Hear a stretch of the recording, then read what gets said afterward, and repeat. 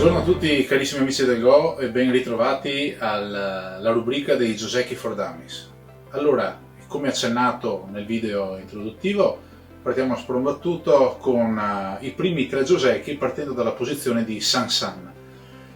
Come ho avuto modo di accennarvi appunto nella lezione introduttiva, abbiamo un po' imparato che già dalla prima mossa che si fa durante il Fuseki si sta già, tra virgolette, decidendo e si stanno già impostando le basi per quella che sarà la nostra macro strategia che andremo a sviluppare durante la partita. Come accennato sempre in quella sede lì, un giocatore che apre sul Sansan è un giocatore che generalmente predilige la conquista del territorio sicuro subito per poi sviluppare verso il centro. Quindi andiamo a simulare queste prime mosse di Fuseki con un'apertura Sansan, che poi sarà l'apertura da approcciare durante la fase di Joseki. Allora naturalmente comincia nero e comincia con il famoso Sansan da quella parte. Poniamo che in questo esempio qui bianco voglia aprire negli Oshi, per cui primo Oshi per bianco, tocca di nuovo nero. Ecco, per mutuare un termine dei mercati finanziari, ok, per diversificare il portafoglio, ovvero nero, quindi dopo aver giocato sul Sansan, è meglio che apra sul Komoku con l'altra pietra, perché sul Komoku, a valle quindi poi dell'ennesima risposta di bianco sull'Oshi, nero, attraverso questo Shimari, riesce a chiudere, diciamo investire molto sulla chiusura sicura di quell'angolo lì, e di creare anche un po' di influenza in questa direzione. Di conseguenza, qual è la situazione dopo queste prime 5 mosse? Beh, abbiamo che bianco ha i due Oshi, quindi un'apertura molto ad ampio respiro, nero è molto serrato qui è un po' meno serrato per via del Komoku, però avendo fatto lo Shimari con questo Keima qui, sta di fatto chiudendo in modo abbastanza sicuro l'angolo.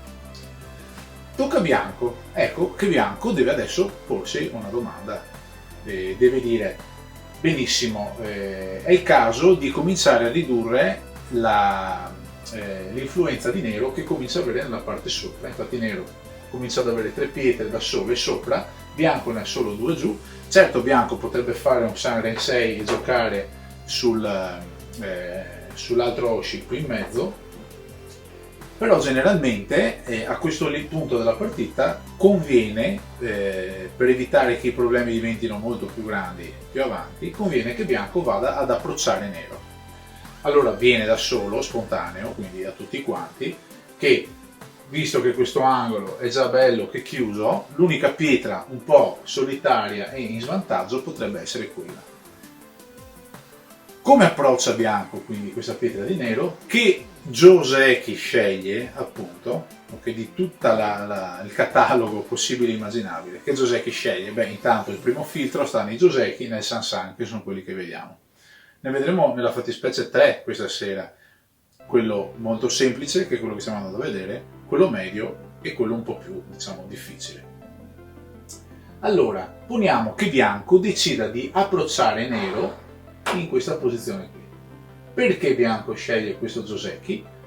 Beh, semplicemente perché dovendo scegliere una posizione, bianco predilige questa posizione qui per cominciare a isolare i due gruppi di nero che si stanno venendo a formare. Ecco che da qui comincia il Joseki ed è fondamentale che nessuno dei due sbagli una mossa. Joseki semplice, tocca nero. Allora abbiamo detto nero vuole impostare la sua partita nella conquista del territorio. Allora, la prima mossa che deve fare nero in questo Joseki è naturalmente una mossa che lo estenda in questa direzione. Quindi farà un Keima. Perché? Perché con questo Keima riesce a cominciare a portare fuori la testa verso il centro e a sottendere un po' di territorio da questa parte. Ora tocca bianco. Benissimo, bianco adesso però ha una pietra da sola contro 2 pietre di nero. Bene, ora tocca bianco. Cosa farà, visto che comincia ad avere una pietra da sola contro 2 di nero che peraltro tendono a pressarlo in questa direzione? Beh, deve anche lui necessariamente creare una base che gli permetta di vivere in questo lato qui e cercare anche però di mantenere un po' di egemonia verso il centro. Per cui anche lui farà un'estensione saltando indietro con un Keima anche lui in questa posizione qui. Eccola qui. Quindi una situazione più o meno speculare, vedete? Nero qui è forte perché è vicino, ok? Quindi può approfittare di questa sua estensione, di questo suo Shimari, per fare un ulteriore salto indietro molto ampio, un salto del cavallo molto lungo, vedete? E andare a chiudere in questa posizione qui. Quindi non sta avendo in questo caso Nero un approccio belligerante, ma sta avendo un approccio, diciamo, di pacifico, dove formalmente sta dicendo: beh, io mi faccio il mio e se vuoi tu ti fai il tuo. Bianco accetta questo scambio e anche lui con un grande Keima se ne va verso da quella parte lì. Comincia quindi, come vedete, le forme sono pressoché identiche, le vedete? Nero è un po' più vicino perché è più vicino all'angolo, bianco è un po' più staccato dall'angolo, però ha le stesse opportunità di nero di creare una base e di venire verso il centro. Ecco che il Joseki si conclude qui. Da qui poi la partita è aperta, c'è da giocarsi la situazione qui, ci sono queste due pietre in terza linea che possono essere approcciate, per esempio adesso toccasse Nero, probabilmente potrebbe fare un Katatsuke o un Shoulder Hit, dove Bianco dovrebbe rispondere con il Joseki standard, che è questo qui. Bianco se ne salta indietro, Nero crea influenza, Bianco si connette, comincia a fare influenza e Bianco magari può fare qualcosa. La partita è aperta, qui stiamo facendo un po' di fantapolitica, passatemi il termine. Però il Joseki formalmente è finito in questa posizione qui. Ripetiamolo dunque: Bianco approccia, Keima di Nero, Keima di Bianco, salto lungo di Nero, salto lungo di Bianco. Benissimo, adesso vediamo un paio di casi di errori di risposta di Nero o di Bianco. Se avete già visto il mio video sul capitolo 6 del libro di Kageyama, dove appunto parliamo del Joseki, avrete sicuramente fatto vostro quel concetto di cui parlava Kageyama, ovvero: benissimo, io imparo i Joseki a memoria, ma se il mio avversario non li impara a memoria e mi risponde di un punto dove io non mi aspetto, cosa faccio? Resto di sasso perché io mi sono studiato solo la sequenza nominale? No. Avendo imparato perché le pietre sono state giocate in quelle posizioni, dovrebbe risultare anche relativamente semplice trovare una risposta che non fa parte del Joseki, ma che porta più vantaggio a noi. Cerco di spiegarmi. Se partiamo dal presupposto che il Joseki è una sequenza che, finita la quale, dà un vantaggio paritario sia a un giocatore che all'altro, quindi pensiamo a una bilancia, no? A Joseki finito la bilancia è pari. Se però, per esempio, Nero dovesse sbagliare una mossa del Joseki, ecco che la bilancia comincia a pesare più dalla parte di Bianco, cioè Bianco comincia di più a vincere la partita.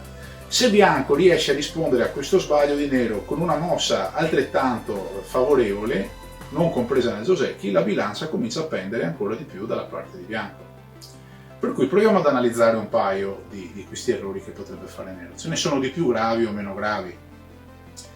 Poniamo per esempio che Nero sia un neofita, insomma un giocatore che non ha ancora molta dimestichezza con i Keima, no?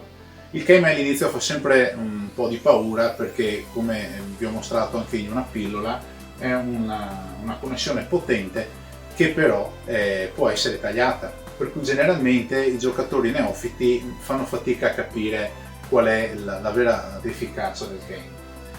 Quindi un errore che può fare Nero nel Joseki, per esempio, è quello di fare un Ikentobi in questa posizione, che certo non è un errore madornale, gli dà molta possibilità di vivere, di sottendere il territorio, però diciamo che questo territorio, vedete, provate a proiettare questa distanza in questa direzione e questa distanza in questa direzione. È un territorio misero, si accontenta di poco e di contro dà la possibilità a bianco di scendere in questa posizione qui, quindi di tenerlo schiacciato, e dà la possibilità a bianco di creare una pericolosissima influenza in questa direzione, perché qui nero per uscire deve cominciare per esempio a venire fuori di qua, ma bianco lo può chiudere, quindi nero è costretto, se vuole uscire, per esempio a fare un anè in questa posizione, ma l'anè comincia già a essere una mossa di contatto che sottende poi a dei combattimenti, e come abbiamo visto i combattimenti non si può mai sapere, non si può mai prevedere con tante mosse di anticipo come andranno a finire, soprattutto nel Fuseki dove ci sono pochissime pietre e non abbiamo la possibilità appunto di comprendere il quadro generale. Ecco, abbiamo visto quindi a una risposta non Joseki di nero, che è un errore per l'appunto, questo qui. Bianco sa che se nero giocava così, Joseki prevedeva questo, perché così si creava anche lui il suo territorio. Ma se nero sbaglia e gioca qui, dovrebbe essere abbastanza semplice per bianco, consapevole di questa cosa qui, di venirsene giù e controbilanciare lo sbaglio di nero. Però l'errore lo può commettere anche bianco, quindi se nero vince fa il Joseki giusto e tocca a bianco, e bianco decide di non fare un Keima, ma addirittura di cannarlo completamente e venire per esempio qui giù, perché preso dalla gelosia di vedere nero che solo con 2 pietre comincia tra virgolette a comunicare a bianco ma guarda che io qui mi sto facendo un bel territorio, e bianco dice allora no, allora io ti blocco lì.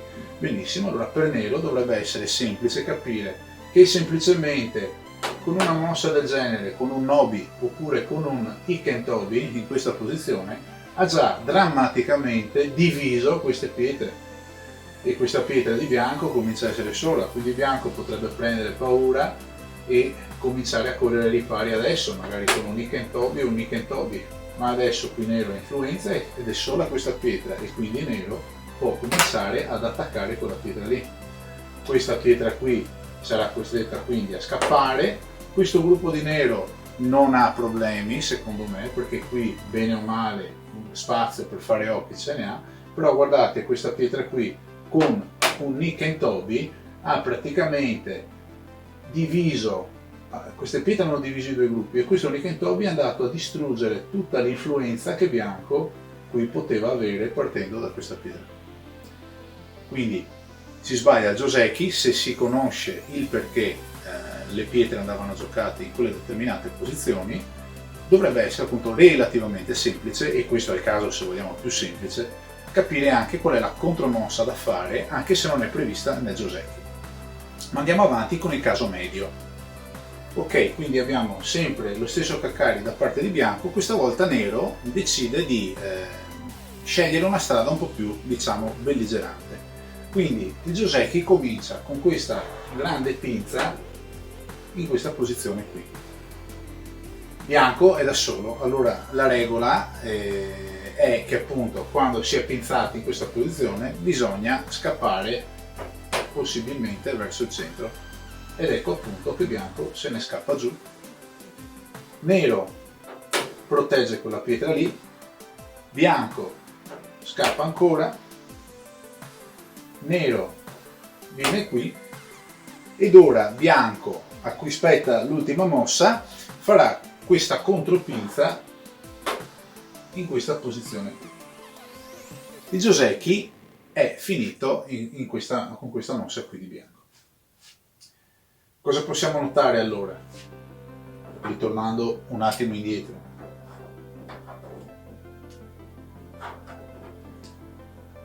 Che nero gioca in questa posizione per attaccare bianco, di conseguenza si aspetterà che bianco se ne fugga verso l'esterno.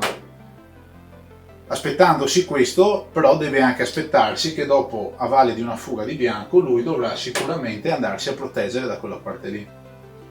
Bianco naturalmente deve continuare a scendere, nero deve proteggere in questa posizione. Adesso qui bianco è forte perché riesce comunque a scappare verso il centro, ha la possibilità eventualmente di connettersi in futuro anche con la sua pietra qui, salvo divisioni di nero in questa posizione qui.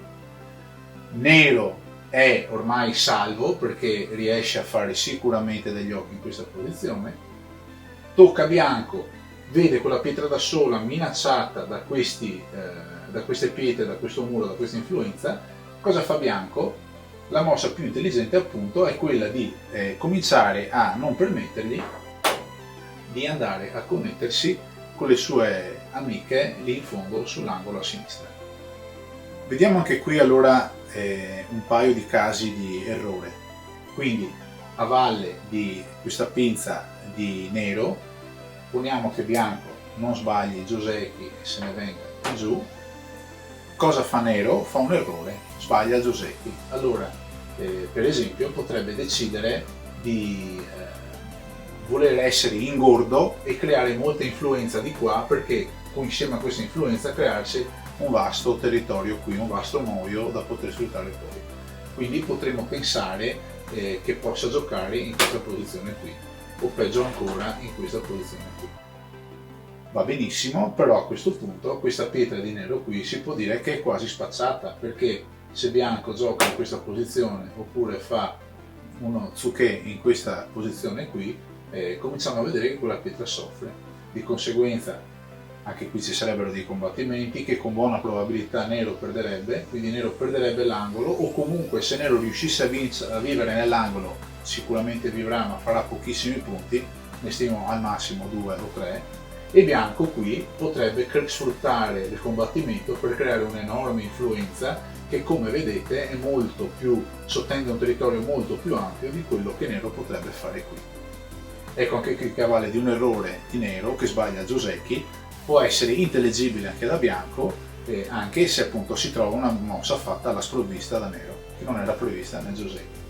Ma proviamo a vedere un errore invece di bianco.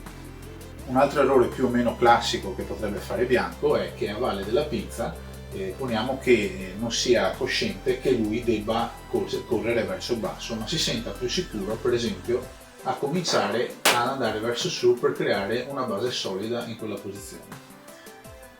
Benissimo, qui nero ha tra virgolette l'imbarazzo della scelta, perché lui, per esempio, venendo in questa posizione potrebbe cominciare a minacciare bianco di creare una divisione lì. Allora un bianco un po' diciamo fuori allenamento potrebbe, invece che venire giù da questa parte, tentare di chiudersi per connettersi, e come vedete nero basta che venga in questa posizione, bianco sicuramente, probabilmente, anzi qui riuscirà a vivere con buona probabilità, ma come vedete nero, che muro che ha fatto, enorme, e insieme a queste pietre qui poi domina tutta la parte superiore del Goban. Ma vediamo il terzo e ultimo Joseki, quello un po' più difficilino di questa puntata. Allora questo è appunto il terzo Joseki, quello un po' più difficile, che sottende anche un piccolo combattimento e dimostra come invece lo scopo di bianco sia quello di buttarla subito in guerra per riuscire a guadagnare un po' di più di influenza verso il centro. Però vedremo anche che nero riuscirà a guadagnare un po' più di territorio dal suo lato. Nero quindi a valle del Kakari di bianco decide di continuare nella sua linea precedente, ovvero crearsi il suo famoso Keima e andare a prendersi quel punto.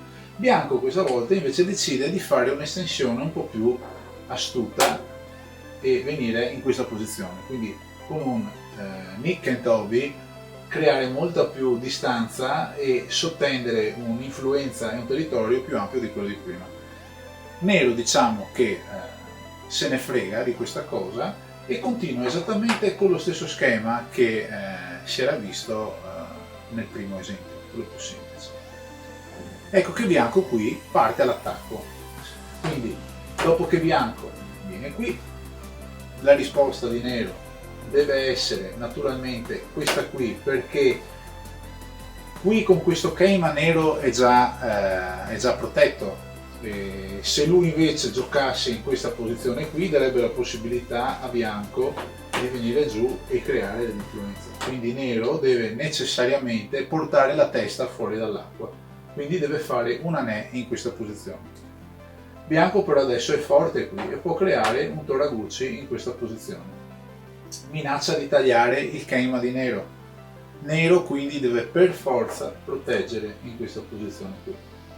Bianco allora sfrutta questa posizione con questa pietra, che è una pietra di sacrificio, mette in ginocchio nero perché lo costringe a proteggere quella pietra lì che è in Atari, e nero qui non ha alternative, deve proteggersi. Ecco quindi che bianco a questo punto decide, visto che quella pietra lì, per come stanno le cose adesso, è in scala, e però potrebbe, se mettesse in Atari questa pietra di nero, potrebbe dare la possibilità a nero di scappare, e certo nero qui vivrebbe, queste pietre seppur scappando sono isolate, però la partita è ancora aperta. Per cui bianco cosa decide di fare? Decide di investire sulla protezione, quindi di creare una forma molto più stabile qui con questo Nobi, votando praticamente la morte quella pietra di bianco, che comincia a dar fastidio perché adesso invece c'è questa pietra di nero che è in scala in questa posizione. Quindi nero naturalmente mette in Atari quella pietra lì, bianco se ne scende, mette in Atari quella pietra lì. Qui nero invece di catturare sceglie, visto che quella pietra ormai è andata, decide di andare a proteggersi. Cosa notiamo quindi? Che nero a valle di tutto Joseki ha molto più territorio sicuro e sicuramente qui nero vivrà, e con questo baluardo vede l'esterno e se ne va verso il centro e ha dell'influenza. Bianco qui comincia ad avere degli anfratti e degli ancoraggi per crearsi comunque la vita, un paio d'occhi, e come notate ha un'influenza molto importante in questa direzione, che comincia adesso a minacciare anche quelle due pietre lì. Questo è Joseki un po' più belligerante, ve lo faccio rivedere tutto senza commentarlo. Quindi Kakkari di bianco, nero se ne scende, bianco Niken Tobi, salto ampio di nero, bianco attacca, nero protegge con un anè, bianco minaccia l'ingresso, nero protegge, bianco atarizza nero, nero protegge, bianco protegge mettendo in scala nero, nero difende mettendo in Atari, bianco atarizza nero, nero protegge. Eccolo qui, questo è Joseki più difficile. Qui non vi faccio degli esempi sugli errori, perché un paio, visto che il Joseki è molto lungo, formalmente in ognuna delle mosse che abbiamo visto potrebbero esserci degli errori, e da quell'errore potrebbero nascere delle divergenze. Ve ne ho fatti vedere un paio. Quello che secondo me scatta più agli occhi è quello di cui vi parlavo prima. Dopo questa mossa di nero, bianco estende, nero estende, bianco attacca, nero invece di fare l'anè, nero viene giù. Ecco, questo, ripeto, secondo me è un errore abbastanza grossetto, perché permette a bianco di creare un'influenza molto importante.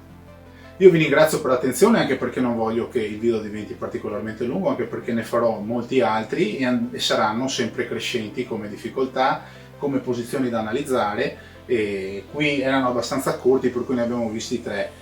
Quelli un po' più lunghetti magari potremo dedicare una puntata ad un singolo Joseki, magari sviscerato un po' più ampio. Grazie ancora quindi per l'attenzione e ci vediamo al prossimo video sui Joseki. Ciao a tutti!